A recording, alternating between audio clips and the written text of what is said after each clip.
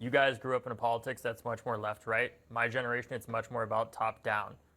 Okay, Mamdani, El Sayed, AOC, Francesca Hong, all of these like breakout quote unquote progressive candidates that everyone's talking about, everyone keeps framing them as these new progressives. And that's true, but there's another dimension that people aren't thinking about in that they're all millennials.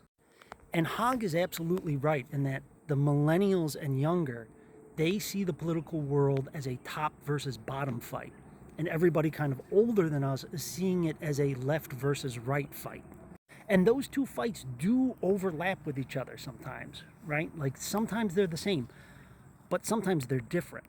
And the moments that they're different are the moments that like the commentator class is jumping all over trying to explain.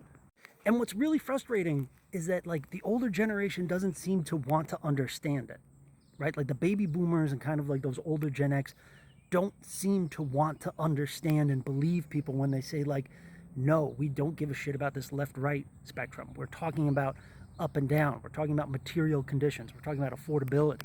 It's almost like they don't want to get it. I've explained this shit to my baby boomer mom 100 times, and she thinks she gets it, but she doesn't quite get it. I really do believe that if like I put a NPR sticker on the back of a tank and ran over Rafa, she'd think that that was justified.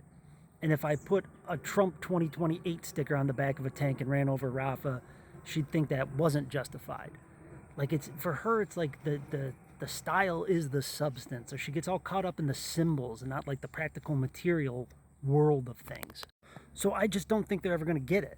I think that like we're just going to have to take the reins from them. And I really do think when millennials start taking over the halls of power in the United States, that's going to be a huge reckoning just because our whole political mental framework is so different than the previous generations.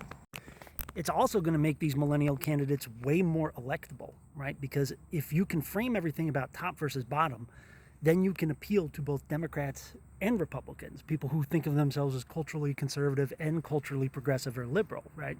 Like MAGA for Mamdani makes sense to me, right? Because Mamdani and Trump both are talking about the same stuff. They're talking about material well-being and money in your pocket and affordable this and affordable that and how comfortable you're going to be living.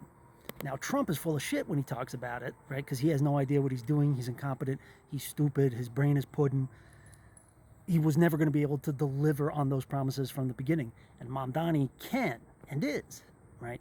But at least both of them are framing the struggle, capital T, capital S, in the same way as a rich versus poor, top versus bottom, power versus powerless. I'm being a little overdramatical here. I should choose my words a little bit more carefully because I don't mean to imply that top versus bottom is the only political spectrum that matters, right? The left versus right spectrum still matters. The scourge of cultural conservatism is still causing all sorts of social and political problems. Right-wing politics is giving us the pregnancy police, the gender police, the terrorism of ICE, and all of that is like serious problem. So the left-right spectrum still matters, but I am going to say that I am at least kind of convinced of the argument that that stuff gets worse when people have economic anxiety, as in if someone is already a little bit right-leaning and then they get like that economic anxiety, all of a sudden all of their like most disgusting right-wing tendencies become really, really amplified, right?